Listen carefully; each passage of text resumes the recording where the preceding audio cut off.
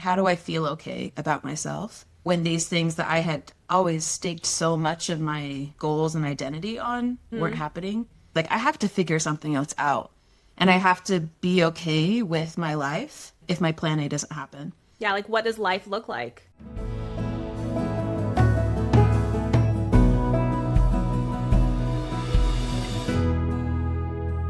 Hello, and welcome to Found at 40. I am so excited for today's topic because I feel like it's something that most of us can relate to on a deep emotional level. And that is the feeling that in some way or another, we are behind in life. Behind in love, behind in money, behind in career, behind in family. This episode is for you if you've ever felt like your life doesn't match the timeline that you thought it would, or the timeline you think everyone else is on. I am joined by my dear friend Kaley Esselborn to talk with me about this. I've known Kaley since I was 10 years old. We grew up together, we went to the same college, we were raised in the same culture. We had so many similarities in the type of life and the timeline that was modeled to us as to what was typical or what was the goal. So in today's episode, Kaley and I are going to talk about her experience and perspective about feeling behind in life. We're going to talk about the social clock, which is the idea that society expects people to hit life milestones like jobs or marriage or kids by certain ages, and the feelings that come up when we feel ourselves off that so-called timeline. We're going to talk about the milestones that society has modeled and pushed, and why a lot of those milestones actually come from wildly outdated origins. Some of you guys, actual Found at 40 listeners, contributed experiences where they themselves have felt behind in life, and we're going to talk about some of them. And finally, we're going to lovingly put a bomb into our preconceived notions about when we are supposed to reach certain milestones in life, and whether anyone is really behind or if we're just clinging to a playbook that no longer applies. But first, I want to give a big Found at 40 welcome to my beautiful guest, my lifelong friend, the new member of the 40s Club, and the biggest Justin Timberlake fan I have ever known, Kaley Esselborn. Welcome to the podcast.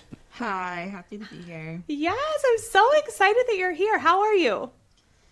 I'm pregnant at 40, Chrissy, so I'm tired all the time. Yes. Oh my gosh. It's just wild how pregnancy, like my first pregnancy to last pregnancy, how my energy level dwindled so much. It's like, what is happening? Every time I go to the doctor, they're like, how are you doing? And I'm like, I'm old and I'm tired. And they're like, you're not that old to be pregnant. I'm like, have you ever been pregnant at 40? Then no, you don't know. I know, like, on paper, it's not that old, but like, try it and then tell me. The body tells you something different. You're feeling something different.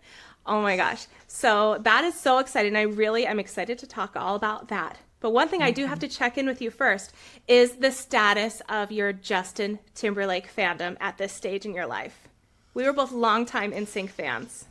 You know, it's funny. I was talking to somebody recently about the Taylor Swift Eras tour, like craziness that happened. And I was like, I just don't think I would ever pay that much money to go see someone. Because I had a friend who spent like over $1,000 on a ticket. And so we were talking about, like, is there a show that you would pay that much money to go to? She's like, I don't think so. And then later it came to me, if NSYNC went on a reunion tour, I would absolutely pay that much money to see them.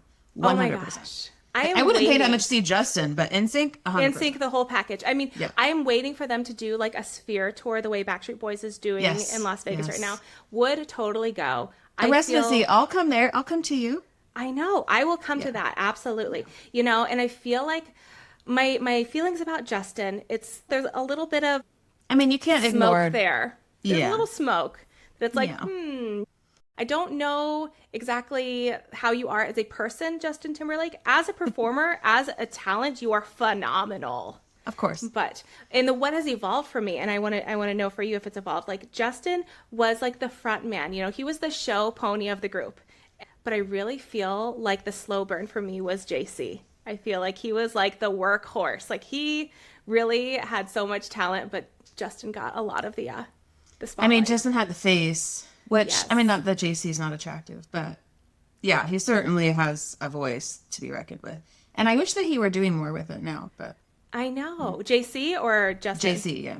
Yeah, I feel like he is not quite as like spotlight facing, but hopefully we will get that Sphere tour someday.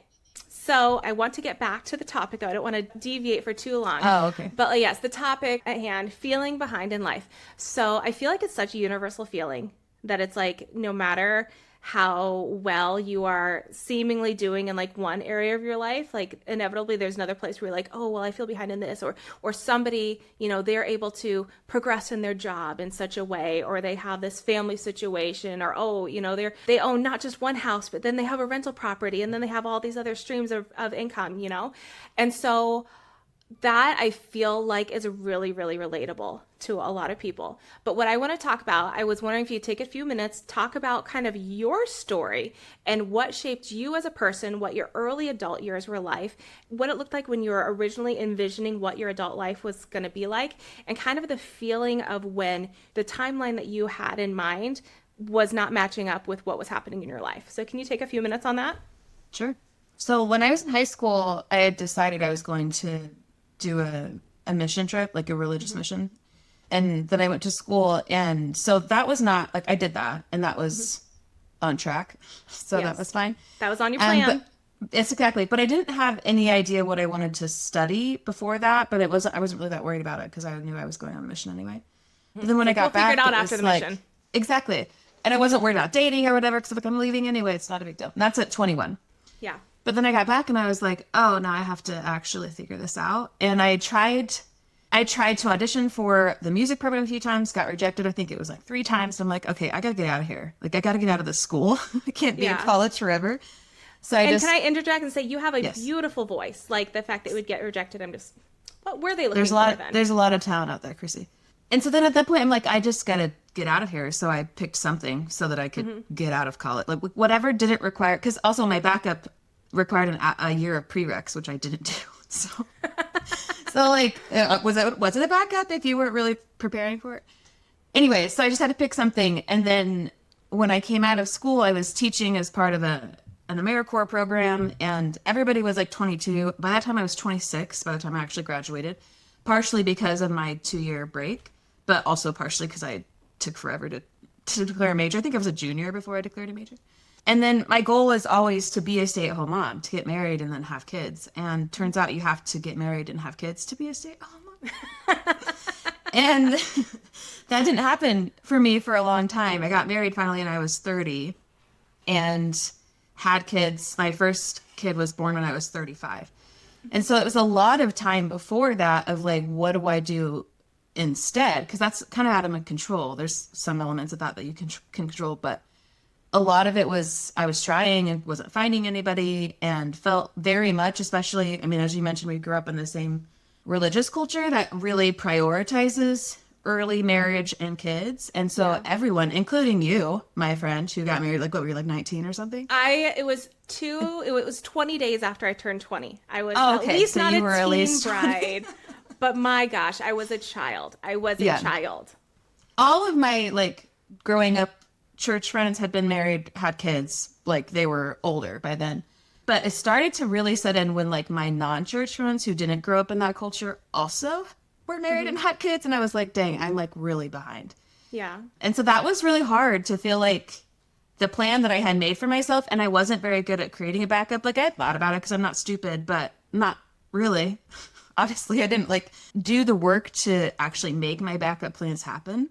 And so there was a lot of trying to figure out what to do in the meantime. And I still feel like even throughout that, I was just biding my time. Like I wasn't really making plans. I was like, well, let me do this until this happens. That is my real plan. Mm-hmm. And it wasn't until I was almost 30. I was like, dang, what if this doesn't happen? Like, what if I actually never get married? Like I have to figure something else out. And I have to be okay with my life if my plan A doesn't happen. And so that was a real pivotal moment for me when I was almost 30 when that happened for me. And so what was that like? I mean, like just kind of coming to that pivotal moment. I mean, what was next for you? What kind of perspective shifts did you really have to have? And like, what plans did you say, okay, I can't just have this as like the plan B somewhere existing in the back of my head. Like what kind of changes did you make? Well, a big one was a career. I had to actually do something. Like I was working, like I said, like I did a teaching program through AmeriCorps. That was 2 years. I did not like it. I never really wanted to be a teacher, but that wasn't the point of doing that. It was to serve underserved communities. And that was a 2-year commitment, which ended And then I was like, I don't want to do this. I care about the family. So I was kind of exploring, which I think is perfectly fine in your 20s, right, to do. But it was never with like the, what do I want to do forever mindset. It was, what sounds okay now. Until I can reach whatever next checkpoint. Yep. Yeah, Okay. exactly. So I had to really get serious with myself about that. Like, what do I actually want to do? What do I want out of a career? Because I need one. And then also a lot of it was just the internal work of feeling satisfied and content with my life, even if the things that I was wanting to happen weren't happening. How do I feel okay about myself when these things that I had always staked so much of my goals and identity on weren't happening? If I had grown up thinking that motherhood was the greatest thing you could ever do, like, what if I never am that? Then how do I ever feel okay with myself if I am not that ideal or whatever? Yeah, like what does life look like? Yeah. How do I add meaning to my life without that? And so that was a lot of just kind of pondering and, looking inside myself to figure that out. And the next month I met my husband, so there's that. It's funny how the world and how life and the universe works that way, because it's like, okay, why did we have to get to this point? But at the same time, there's a lot of value in getting to that point, asking yourself those questions, and then maybe like just seeing things through a slightly different lens. Well, yeah, and I think a lot of it is hard. Like, it's not that the time waiting is the hardest part, it's the not knowing when. Yes.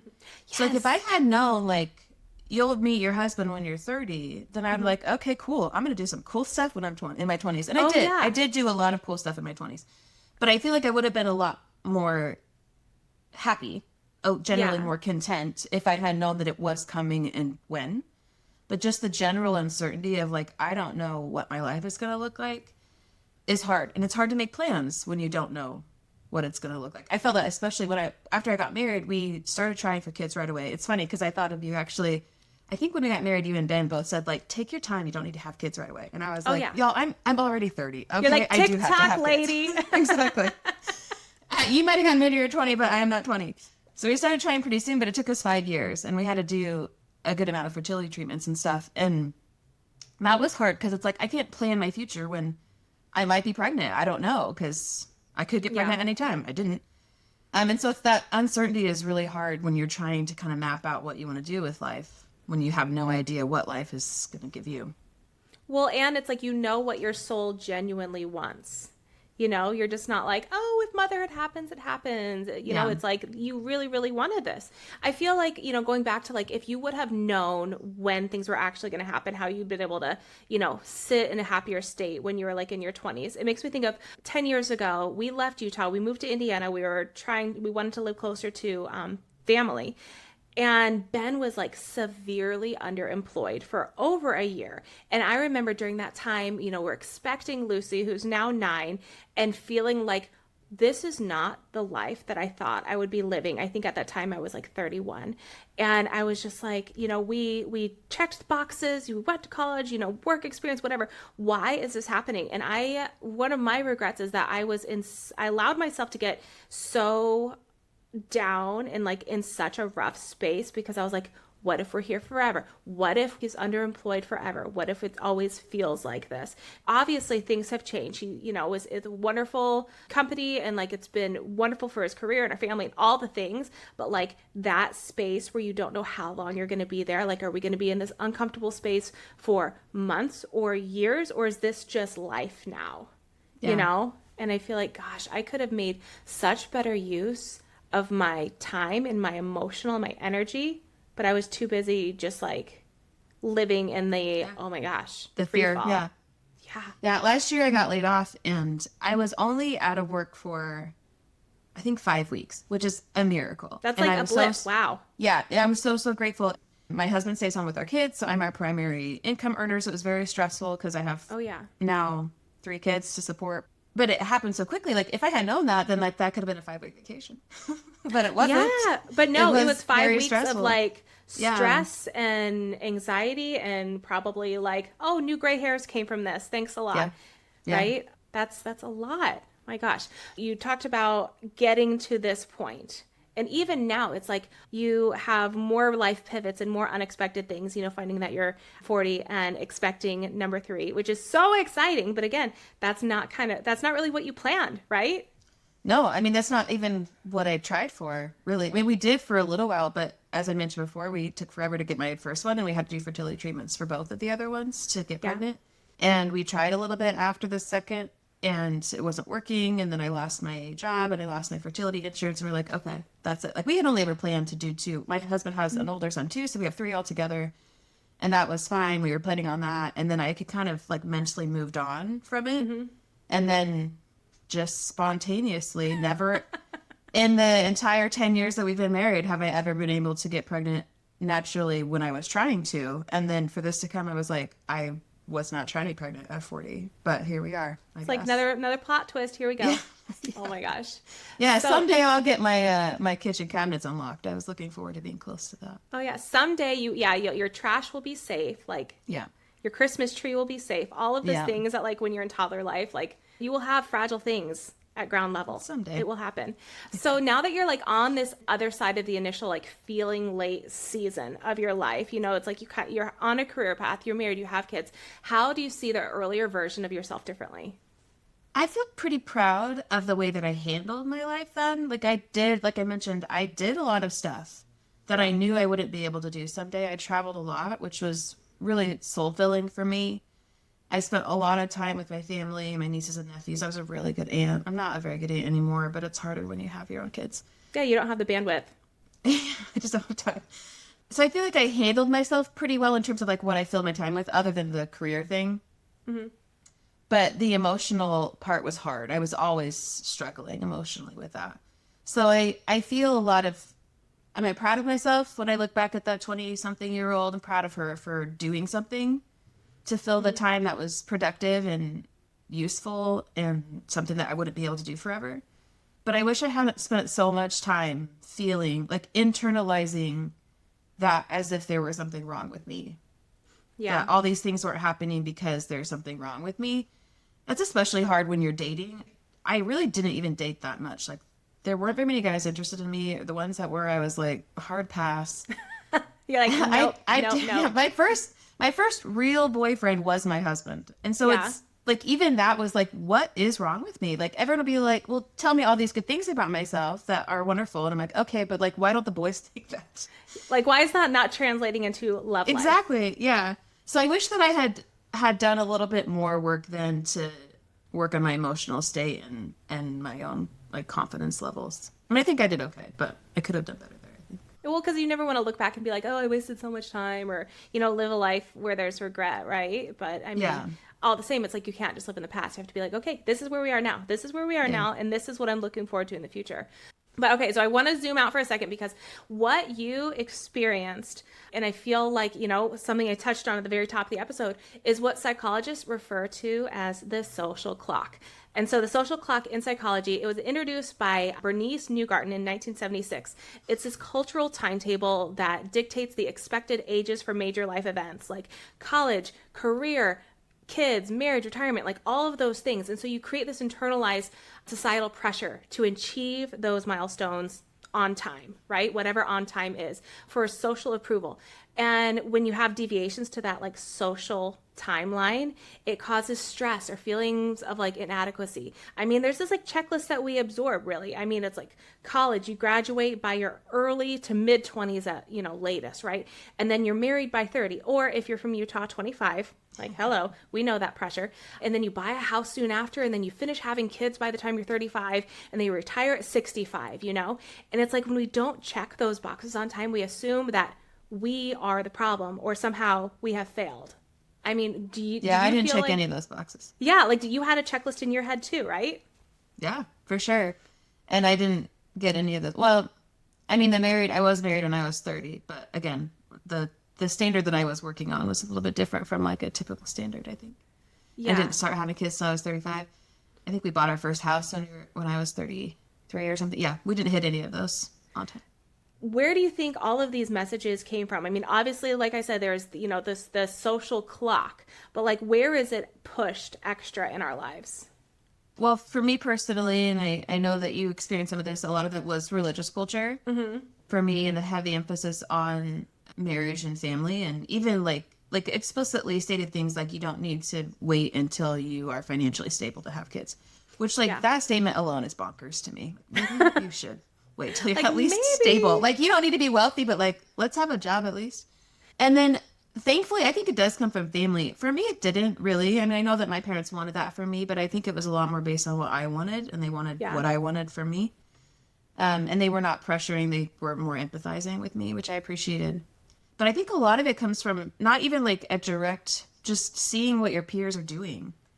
Of what other, and I feel that now in my career, because the typical path for me that I planned was family and then stay at home. But then I'm in a career now. But a lot of the women in my job or that I've come across in my job that are my age are like VPs now. Okay. Like they've been in this because that was their goal. They've been career minded forever. And as I mentioned, most of my 20s, I was like, I'm just working until I get married.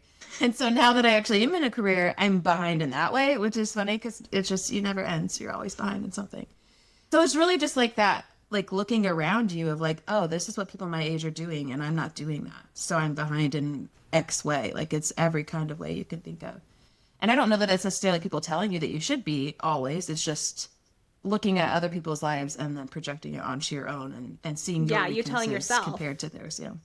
Yeah, and I mean, it's like you think of the people who you said are your age, VP level, because they've been like grinding it since they were 22, you know, graduating and then doing all those things. And it's like, that's great for them. That's really, really cool for them. But just because we are on a different track or a different timeline or a different path, like that doesn't mean it's wrong. It chips away at whatever insecurities you might have.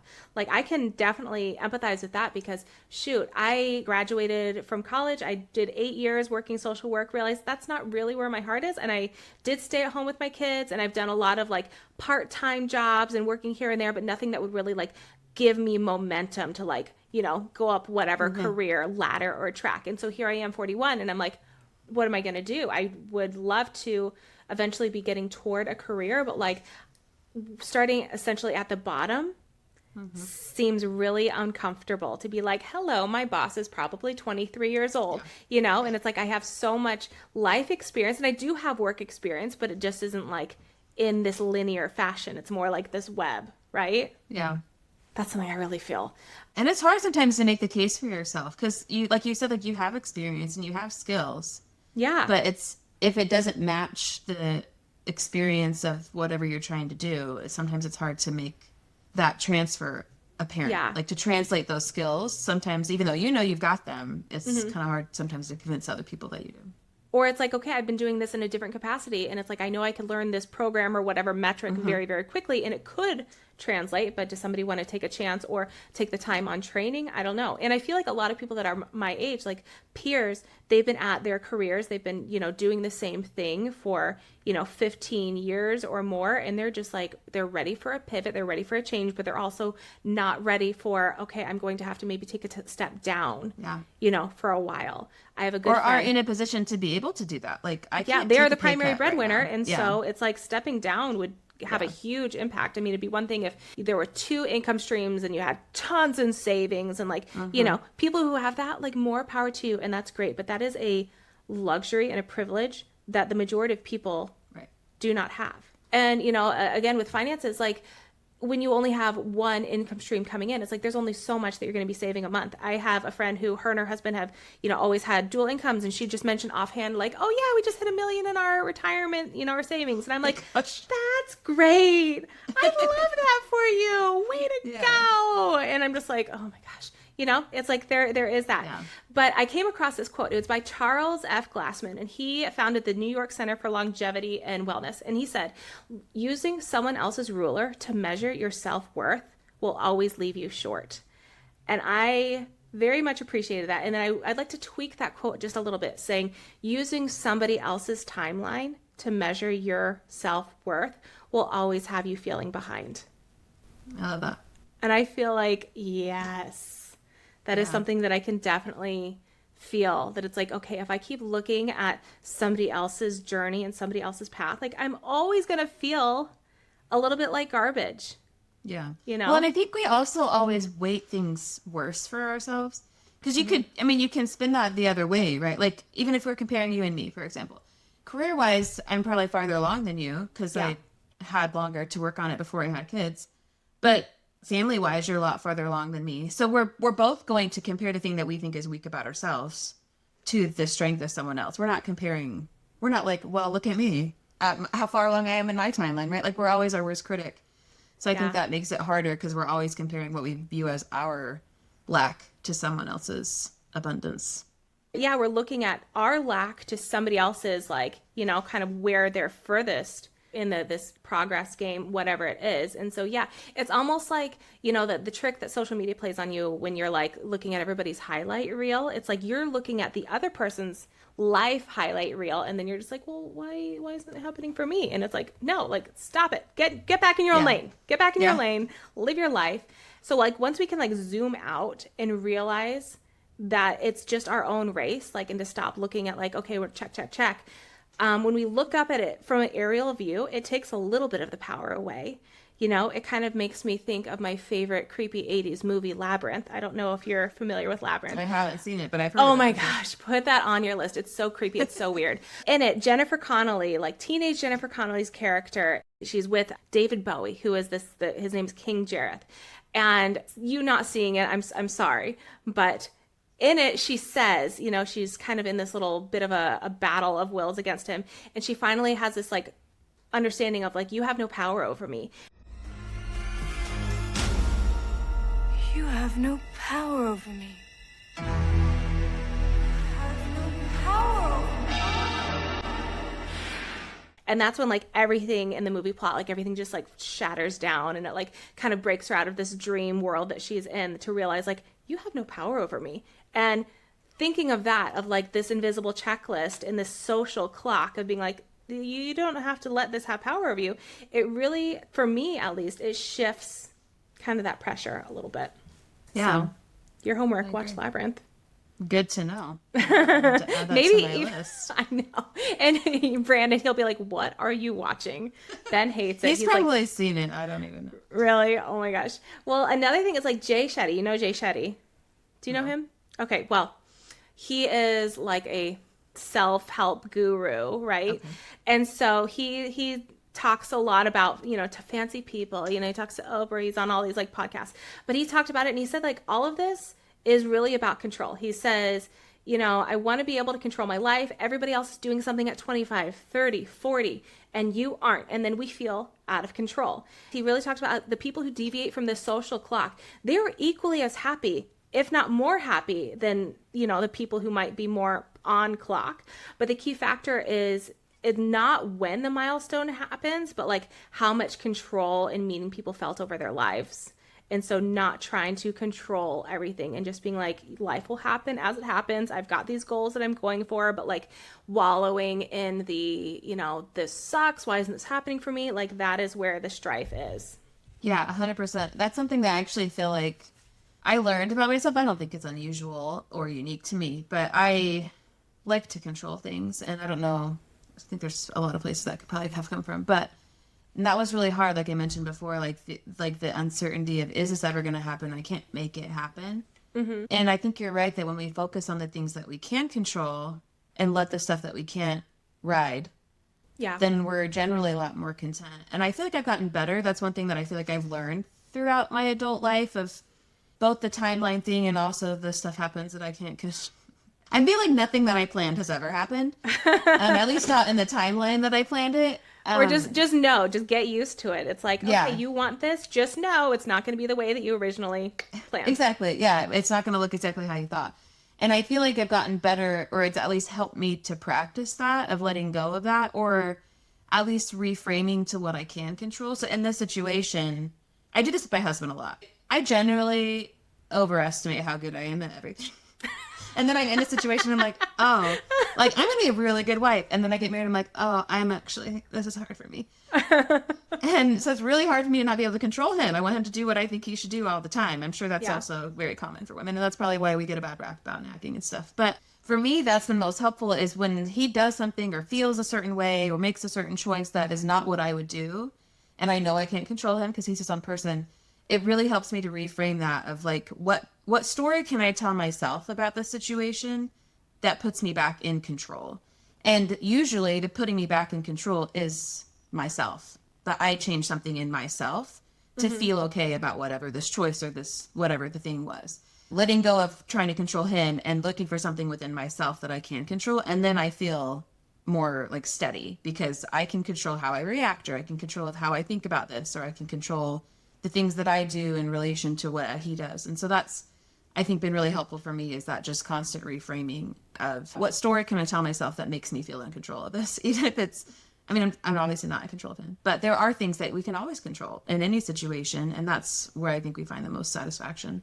Absolutely. And it keeps you out of that victim mentality of like, oh, this person's doing this and it's making me sad. And this is why my life is, turning out this way. Like, absolutely. So, and I feel like that's, the internal work that doesn't happen unless you've gone through it. It's like, these are the lessons that you don't gain this knowledge unless you've gone through those challenges. Well, and you have to choose to not be miserable. Like you said, like, I can be a victim in whatever the circumstance is, or I can feel frustrated about it. But like, that's not a fun way to live. So what can I do that's going to change? Like, I mean, some situations you might need to change the situation. Obviously, I'm not saying that if you're being abused or something, you should reframe that so that you feel okay about it. No, absolutely not. Right. But like, in most cases, there are things that you can do internally that help you just feel happier about things in general. And I find that is a better way to live in most cases. Absolutely. Okay, friends, this conversation is your reminder that you are not late, broken, or off track. You are evolving on your own schedule. And if this episode made you feel lighter, more confident, or more understood, share it with someone who needs that same message today. Send them the link for this episode, mention it the next time you hang out, or better yet, post about this episode on your socials. Let's get the word out that the social clock is mostly garbage, and I'm here giving my completely unsolicited and non-professional assessment that the timeline you are on is probably just fine. Kim, you're doing amazing, sweetie. Push this. I asked listeners and friends like if they could share a couple experiences where they felt behind in life. So I'm going to share a few of those, okay? So one listener wrote, she said, I'm 39 and what's always made me feel behind is watching my friends get married and then not include me in their new season. I live a fun and fulfilling life, but it still hurts. So this idea of being left behind socially, I mean, did that resonate with you at all? I mean, it just was hard to relate to people. So I fortunately never had friends that like explicitly didn't include me. They're in their like lives. married people only. Yeah, right. But I mean, it's hard. You just feel like you're talking about different things all the time. And that can be hard for sure when you feel like you can't relate to what they're saying. Or the worst part for me was when people would like try to gaslight me into believing that my situation was better than theirs for whatever reason. Like, oh, you're so lucky because you get to do whatever you want. And I was like, don't, like, unless maybe you really are unhappy in your marriage. I don't know. But, like, I don't think any of you would give up your children for real, right? Like, sure, kids come with baggage. They make things harder, but you want them and you're glad that you had them. So let's not pretend like me not having them is better than you having them. Yeah. So that was always really frustrating. And no one did that intentionally, but. Like people say stupid things. People well-meaning idiot. Yeah, comments. They're trying to make you feel better and they're venting their own stuff. But in general, it made me mad. Another person wrote in and they said, I feel behind because my career took a back seat to being a mom. I made progress, then hit roadblocks, and now it feels like I'm starting over. I mean, why? This is my question. Why is pausing seen in a career seen as falling behind instead of choosing something meaningful? I mean, I talked before about getting laid off, and when I was looking for new jobs, I knew I had the skills that they needed, but because it wasn't like the same words on paper as what they were looking for, sometimes it was really hard to convince people that I had, like, I wanted to get into sales. My experience, I had some, but it wasn't like actual, it was selling something free, basically, which in some regards I think is harder. But because it wasn't like dealing with contracts and negotiations and stuff, like it was hard to convince them. And I think that's probably the same boat of, I mean, you all are developing really important and translatable skills as a mom, but because it's not in this exact way, it's really hard to convince. And like you said, like sometimes that requires people to take a chance on you, and people just aren't always. And some people are, but I know the job market is especially hard. And then another thing that I thought of is like, gosh, you're comparing yourself a lot of times, or I know I'm comparing myself against people who never paused, never, for whatever reason. And so, they've been going on this career track since they were 22.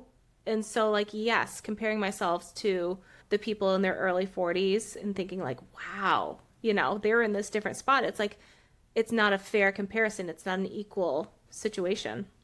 Another person they wrote in, and he said, after a near fatal accident at 41, everything in his life fell apart, physically, financially, emotionally, and it took years to recover. I mean, I feel like, there are situations like that. It's like, you don't know what your life is going to be like. You don't know when you're going to have a illness or accident or tragedy or what circumstances. But yeah, you can have all the best laid plans and then something crazy and unforeseen happens.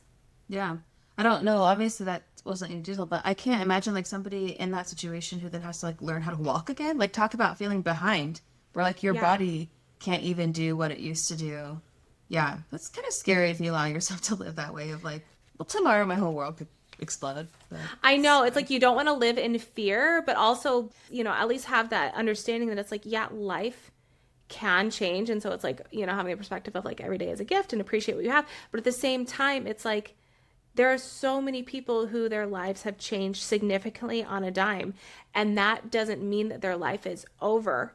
It just means it's like, okay, it's going to be hugely different. I mean, this person that wrote in, I mean, it took a really long time, and I very much condensed kind of his experience, but it's like years of just like, feeling like you built this momentum in life, and then all of a sudden it's like, I can't do anything. I can't get off the couch. I'm physically unable, to do all of these things. And I think, gosh, like trauma completely changes the idea of timelines. I mean, what are your thoughts on that? Let's think about your dad, right? Like your dad, he had not trauma, but like, okay, could you talk a second about kind of his career, like his kind of first act and, having his construction company? I mean, he had like a significant accident and then kind of what led to his kind of second act. Let me tell you a little bit about my dad. So he originally was a shop teacher, like in high school, which is crazy for me to think about because like... I had no idea. Could not imagine him as a teacher. I don't think it lasted very long. And if I remember right, he was like, oh, I'm never going to make enough money doing this.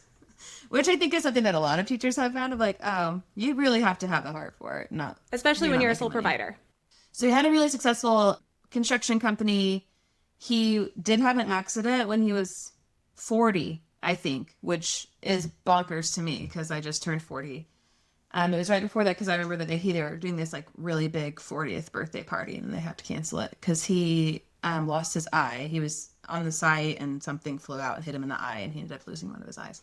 And I don't think that really caused the change for him because that was when I was in elementary school. But the construction company started struggling, not because of that, but just the market at the time. And I think there was a housing crash or something. I don't remember. They were struggling in that regard financially. Things shifted pretty quickly in our family. And we never went without anything, but like I could feel the stress that they were feeling financially. I was at a very impressionable age. I think that probably contributes to the way that I approach money now, of how quickly you can lose it if you're not ready for it. Mm-hmm. And so he decided to go back to law school. And that was when I was probably in middle school. He worked all day and then he worked every night, 5 nights a week, drove up to Indianapolis and went to law school and then graduated. I think I was a junior when he graduated. And now he's been doing that for probably 25 years. And has done great. And he does really great now. But I mean, things shift really quickly. And like, even to that point, like a career, like, especially if you're self-employed, your business could fail at any time. Like, you can't anticipate everything, but being it's like you're one disaster away from a huge change. Yeah, I think a lot of that goes to resilience and flexibility of like figuring out how to make it work no matter what happens to you. Mm-hmm. So one thing I want to talk about, kind of extrapolating a little bit on the feeling behind in life, right? Okay, so I love Mel Robbins. I talk about Mel Robbins like all the freaking time. And so she had this episode that was in April 2025. It was Feeling Behind in Life.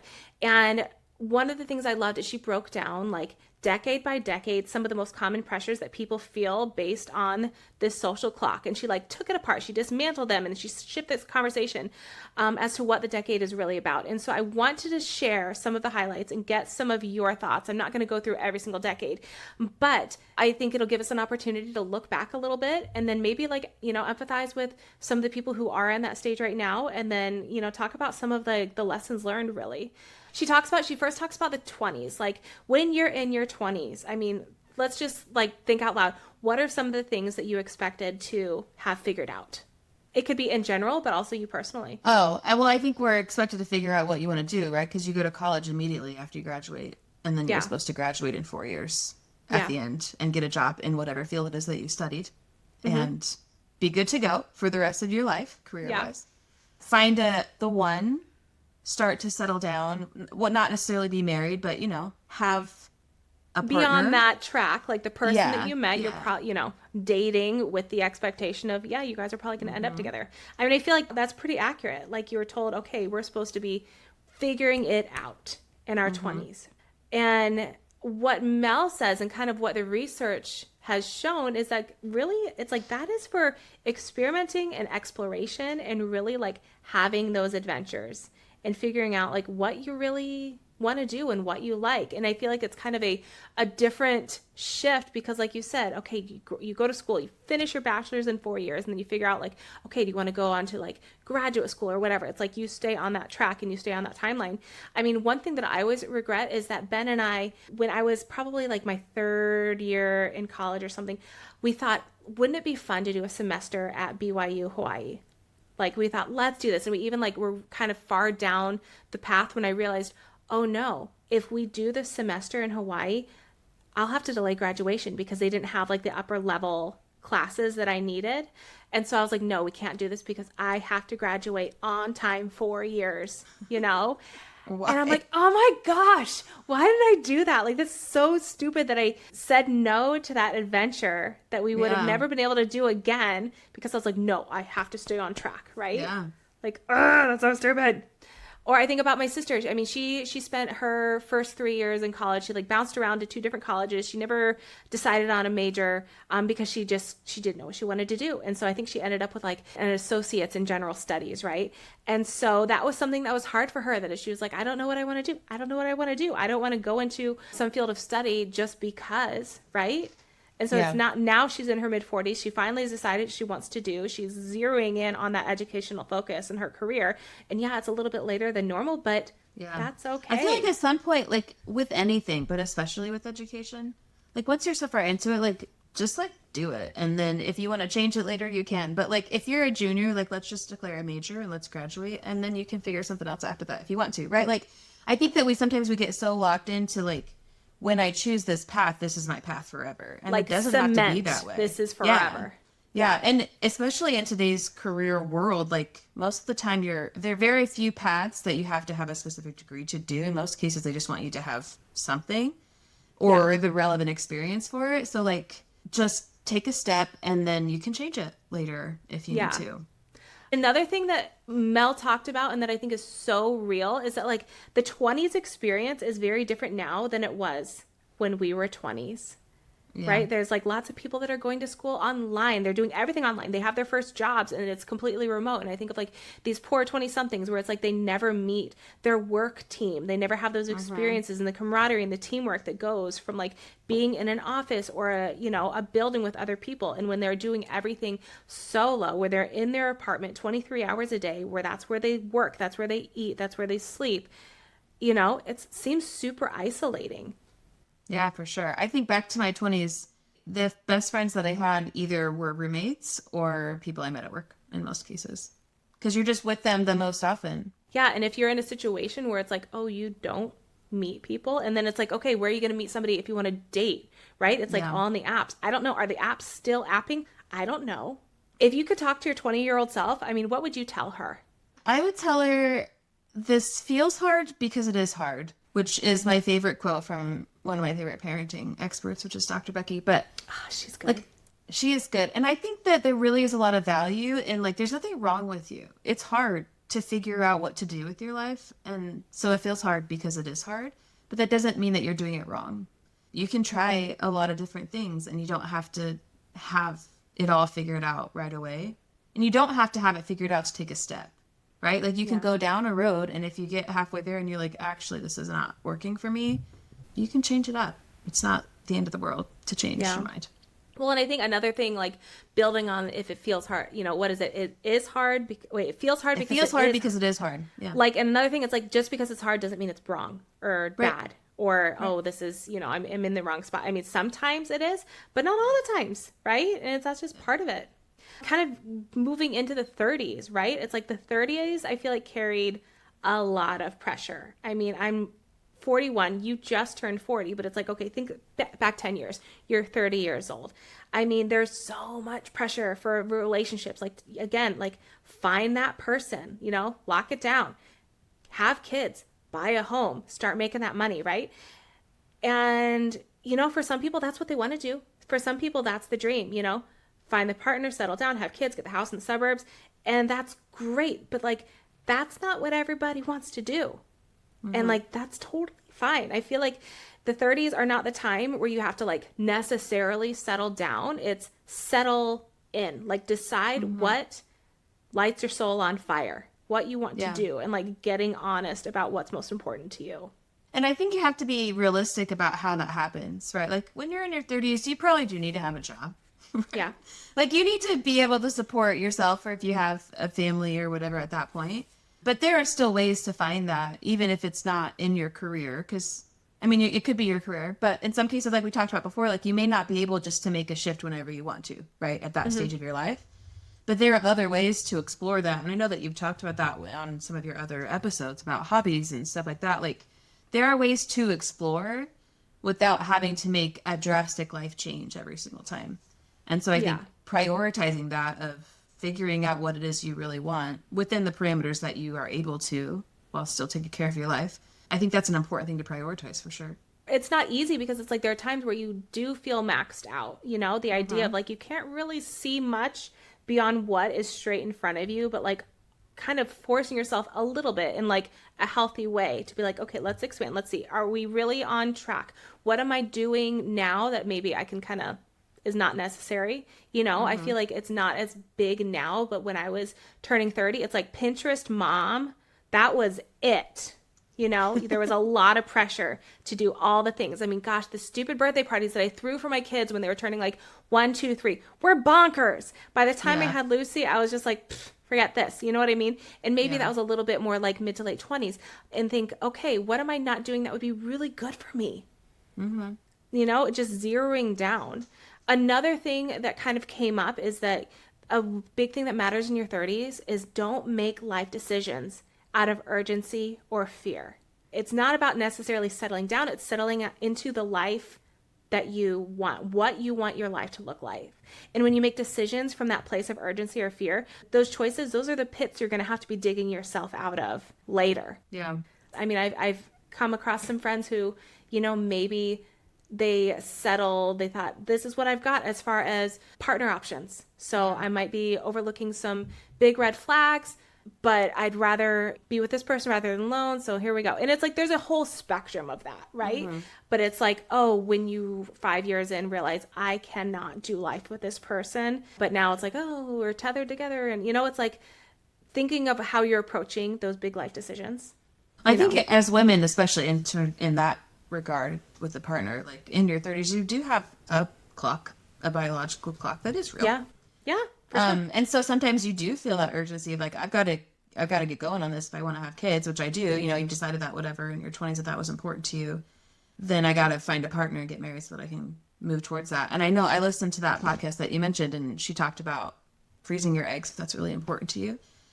I mean, that's not attainable for everyone, right? It's expensive to do, and in some cases that may not be an option. But I think that there are ways to still achieve what you want most of the time without rushing into things that are, like you're saying, big lifelong decisions that you really need to weigh carefully before making them. When we shift into our 40s, kind of the myth is that if it hasn't happened by 40, it never will. Or if I haven't made it, I never will. Like Mel Robbins, I love her story because she talks about like when she turned 40, like her husband, his restaurant that he had opened was failing. She had lost the job that she thought was like her ticket to, you know, success. Like everything kind of fell apart. And she says her resume looked more like a choose your own disaster adventure than like a linear path. Something that Mel said is, she says, even if your life or your career in your 40s is looking like a train wreck, you are not starting from scratch. Everything that we've done up to this point, we're building experience. We had a winding path. We explored a lot. We learned a lot.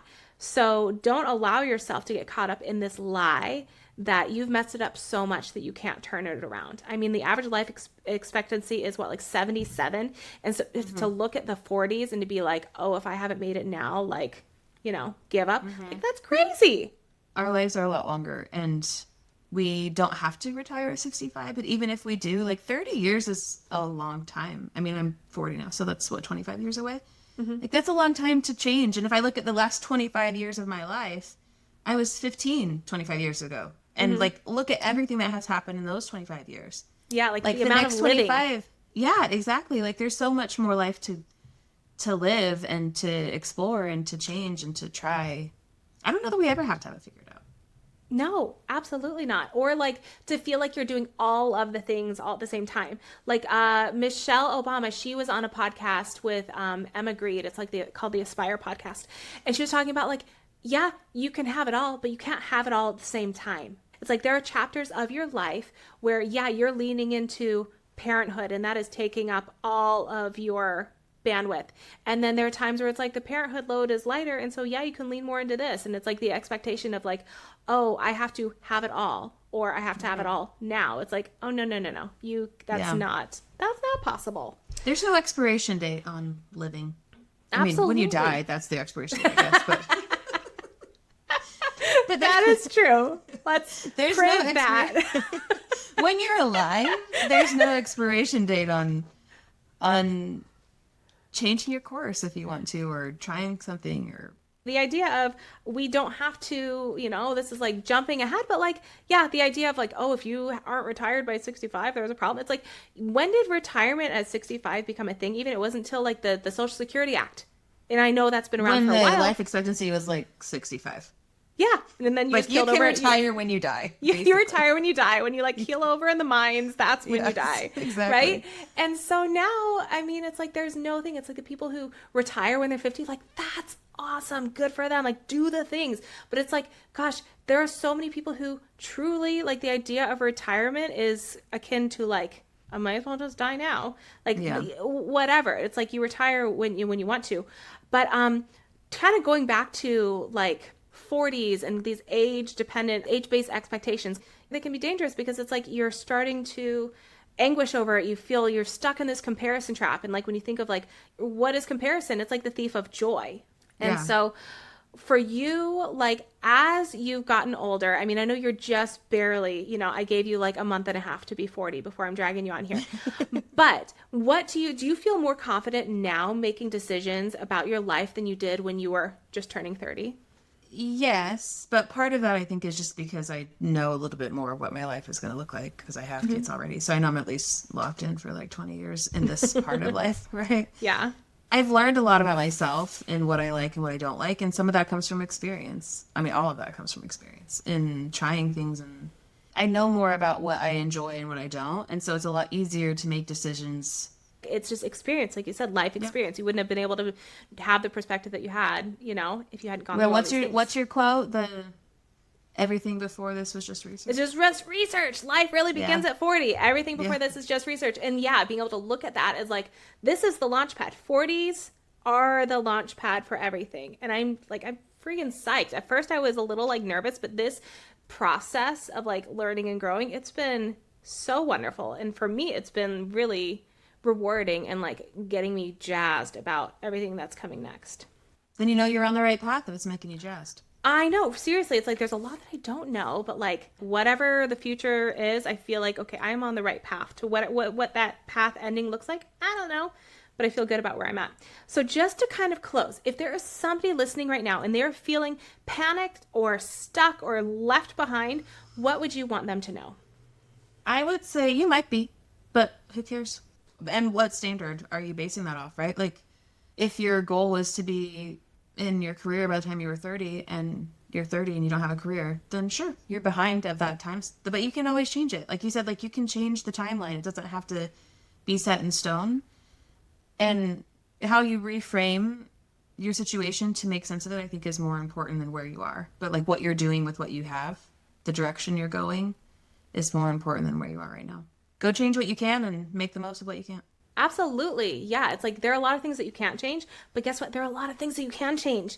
The thing that maybe easiest and hardest at the same time is like your perception, right? Because that's all you. You don't have to depend on anybody else for getting a different job or getting a different house or anything.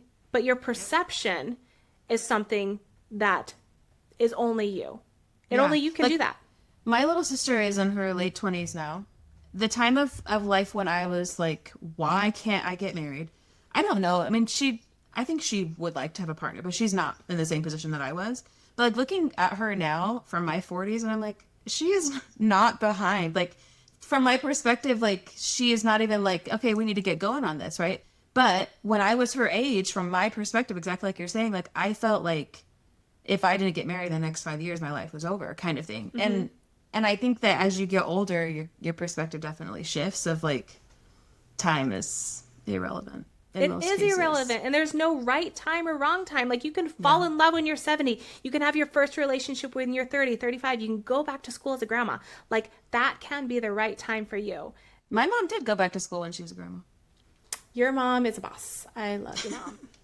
So yes, just to like, if you take nothing else from this episode, people, like take this. You are not late. You are not broken. You are not failing. You are living your human life in a world that is slow to update its expectations, or you're living in a world where you need to update your expectations and realize like throw out that timeline and just live your freaking life. Or readjust it. Give yourself a new timeline and then readjust it again if you need to. I mean, I don't think there's anything wrong with having a goal, right, that you're working towards that has a time set to it. But if things change and it's not working, adjust it. Yeah, and you can do that like literally until you're dead. You can be adjusting things, right? Yeah. So just to close it up, Kaley, this is something that I've done with a lot of my guests, and I just want to bring it back, is the final 4 questions. So Kaley, what is your first concert? It was NSYNC. NSYNC! When I was in 7th grade. We were probably at the same concert, because I was in 8th grade. Was it at the Mirage? Is it the one where they flew? No. It was the one where Britney's... Did they fly? I don't know. No, Britney Spears was the opener? No, I don't think she was the opener. Okay, so we were at a different NSYNC concert, but I guess so. Yeah. So, what was your best concert? I've been to a lot of great concerts. The best experience that I've had. So last year, when I turned 39, Justin Timberlake went on a tour and came to Louisville on my birthday, and so I have a really good friend that I used to work with. She works with me again now, whose birthday is just a month before mine. She also is a diehard NSYNC and Justin Timberlake fan. And our other friend, I convinced them to come to Louisville with me, and we went on my birthday. And so it was like going with somebody else who was like as emotional about it as I was on my birthday. It was so fun. Like the show was great, but the whole experience really is what made it so fun. Yeah, it'd be one thing if you were going with Brandon and he'd be like, whatever, Justin Timberlake. I would never go with Brandon. Yeah, it's like, no. You don't waste experiences like that on somebody who doesn't appreciate it. And not that he would like be grumpy or whatever, but like when you're with somebody else who knows how you're feeling. Absolutely. Ben would never take me to the Masters if he got tickets to the Masters. No, he would take his brother who is a golfer, or my dad, or one of his golfing people. He would not waste that on me. Don't waste those peak life experiences on people who like don't get it. Yeah. Okay, 3rd question. Who would play you in the movie version of Kaley's life? I don't know. I mean, if we're going based on looks, Anne Hathaway has big brown eyes like I do. Mm-hmm. I guess her. I don't know.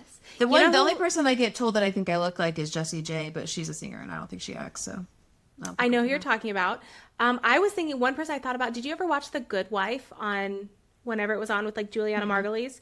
Okay, I only watched a couple seasons of it and it's really fuzzy in my brain, but I feel like her character, she was driven and she was fierce and she was tough, but she was also like, you would get these times where she was like vulnerable and like kind of took her like tough work boss lady hat off, and I was like, I can kind of see that with you a little bit too. I know who that is.